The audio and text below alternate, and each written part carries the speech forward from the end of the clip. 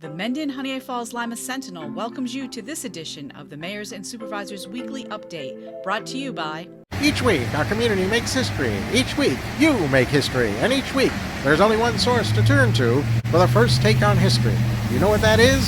Subscribe to the Sentinel right now to discover the history being made in your own backyard. The Mendon-Honeoye Falls-Lima Sentinel. More than just your news, it's your history. Hey, welcome everyone to this week's edition of the Mayors and Supervisors Update. I'm Chris Carosa, publisher of the Mendon-Honeoye Falls-Lima Sentinel, and each week we bring you the goings-on in the towns and villages that we cover. This week we're actually going to start with something from Rush. Dan's not here, but he gave me the following to read.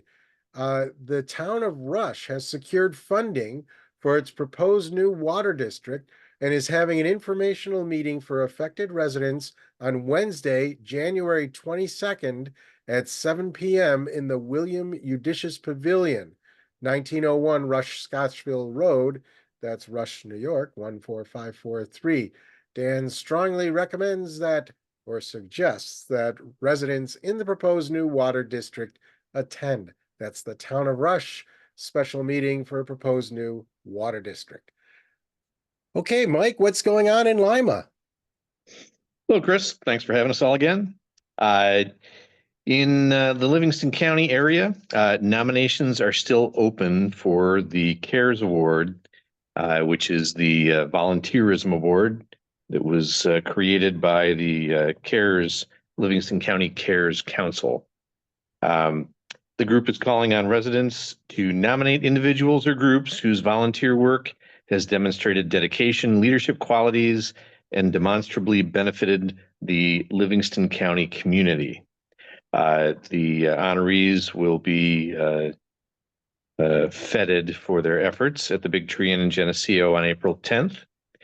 If you have questions or would like a nomination form, you can contact co-chair Lisa Burns at lgtburns@gmail.com, and they'll set you up with that.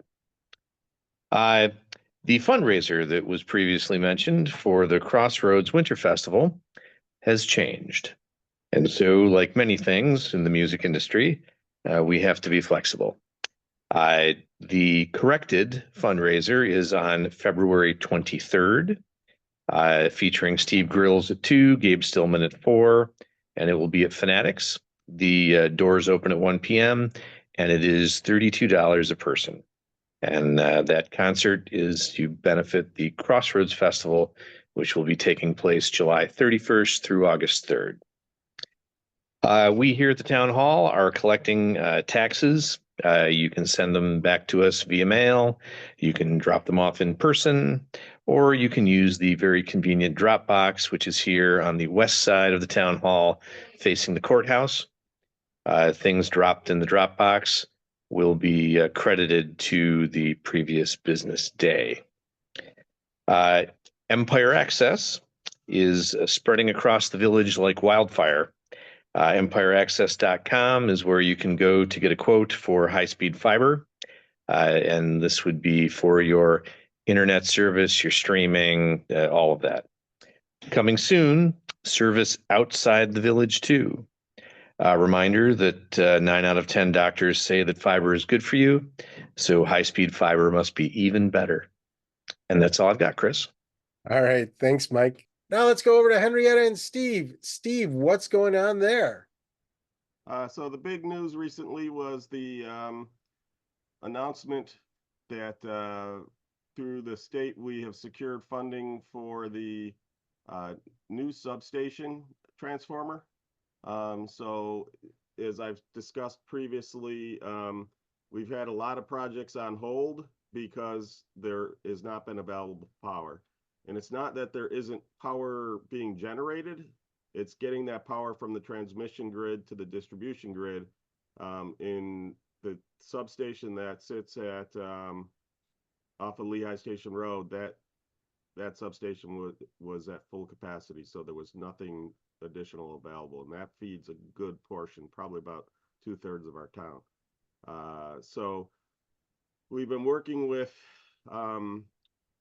the county, our state legislators, and the governor's office, and we actually secured it last October, but due to a whole bunch of schedule conflicts, we couldn't do the announcement till now. But the good news is RG&E got started on the engineering design for the new substation. So we secured 4.7 million, and again, that was Assembly Member Harry Bronson, Senator Jeremy Cooney, the governor's office, especially um, Empire State Development, Vinny Esposito. Adam Bello from Monroe County played a huge part. The money's actually come through Comida, so Anna Liss was involved. Matt Hurlbut from GRE and um, Bob Duffy from Greater Rochester Chamber of Commerce. So apparently it takes a village to get power. But this is a huge, um, a really huge deal because we have over 1,000 housing units, whether individual homes or apartments that are on hold, and probably a similar number of jobs. And unfortunately, I think we lost one or two of those potential job projects. But, you know, we got here because during the pandemic, there was this mistaken belief that development would slow down. Well, if it slowed down elsewhere, I can just say it didn't slow down in Henrietta. And so we drained what was left of the power, and they weren't doing upgrades. And to be fair to RG&E, what also happened to them is, so they go up periodically for rate approvals with the Public Service Commission. Well, their last rate approval was during the pandemic, and the governor at the time, Cuomo, he basically said no increases. And so they did not have, you know, they're essentially on austerity. So they couldn't look ahead and buy transformers ahead of their needs. So a lot of things led us to getting here, but the good news is we're on our way digging out. So that was the first big piece of news. The second big piece of news was that the developer who I've been working with regards to our historic, one of the oldest properties still around in town, Cartwright's Inn, the former Cartwright's Inn, that sale closed. So again, there was a big story about that. His name is Mike Lease, and he is committed to redeveloping it and taking advantage of the incentive zoning that we put in place. You know, a lot of people have asked or are excited that, oh, the restaurant's coming back. That's not 100%. We don't know. He is going to restore the building. As to whether its use as a restaurant or some other use will to be determined. But the good news is that he's going to work on that. He'll actually work on the rest of the property initially. And that's because the inn does not have clean title. So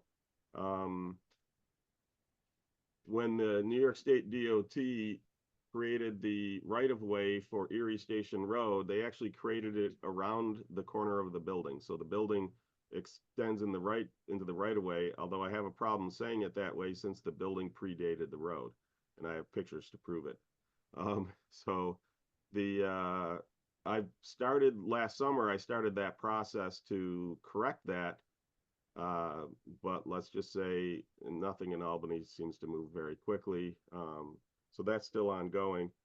And that's actually what foiled a couple previous deals with developers who were going to redevelop the property, because banks typically will not finance a property that doesn't have clean title.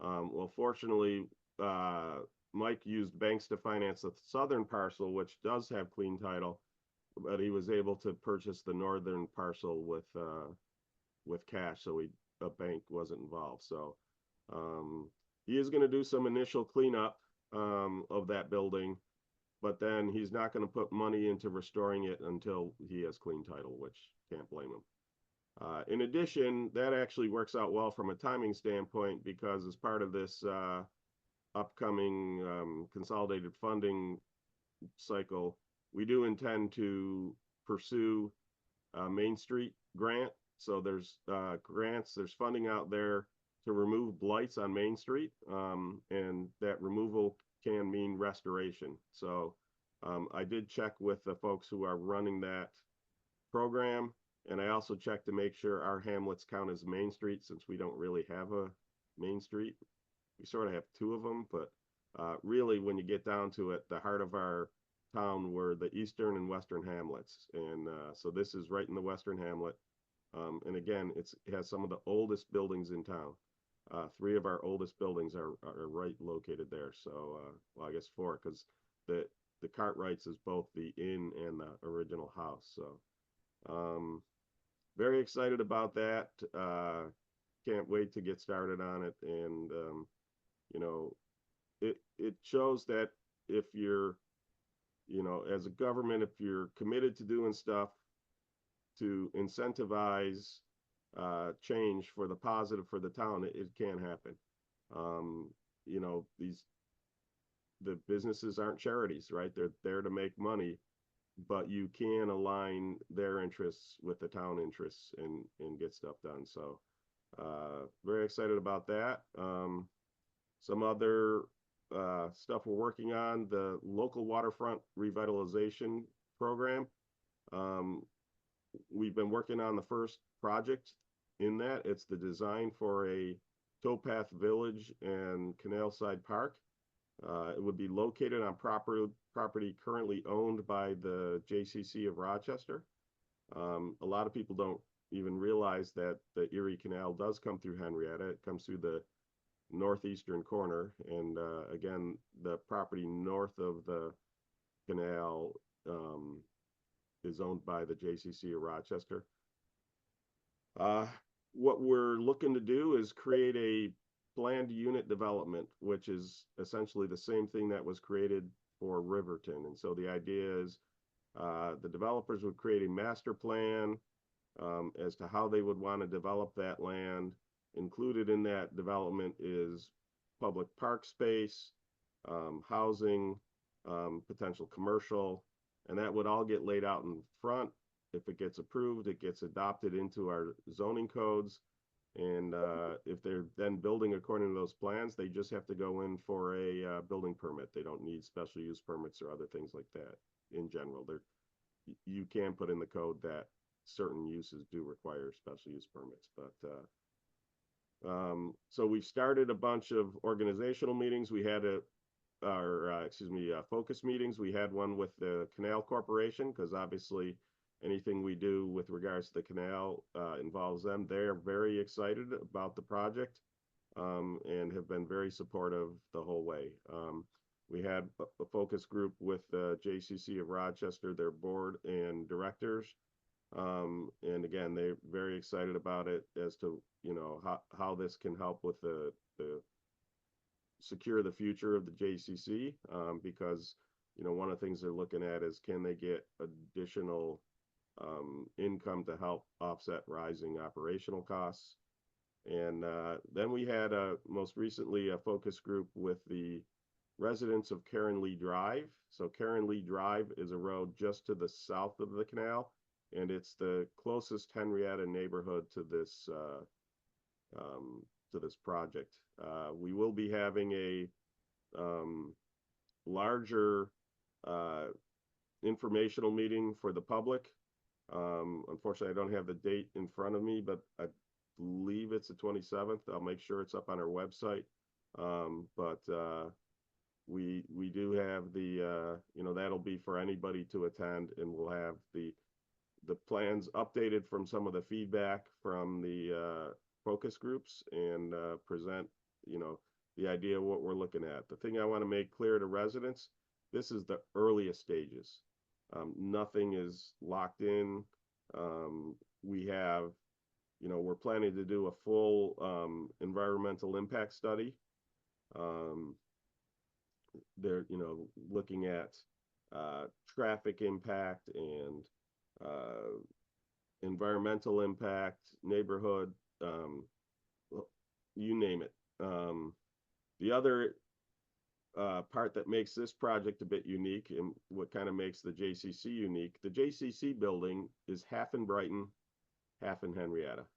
Their property is half in Brighton, half in Henrietta. So we'll be trying to work with the town of Brighton to create what they call a PDD, or a planned development district for the property on the north side, and so that the two of them together will create the entire plan, so that the zoning is consistent across the two properties.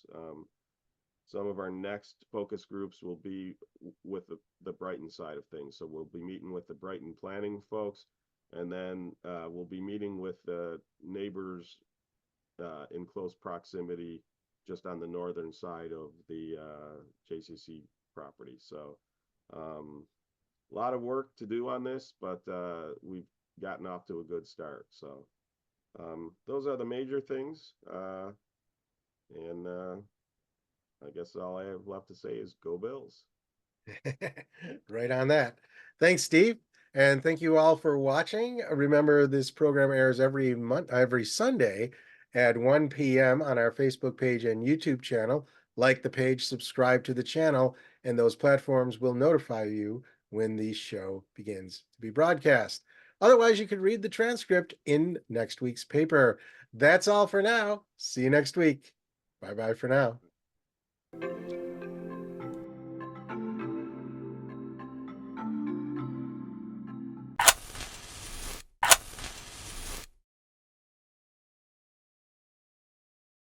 Imagine yourself communicating with a difference. Pan-Dimensional Solutions helps you do this. Whether live spectator events, taped broadcasts, or real-time audience-engaging programs, you can benefit immediately from the tools Pan-Dimensional Solutions will share with you.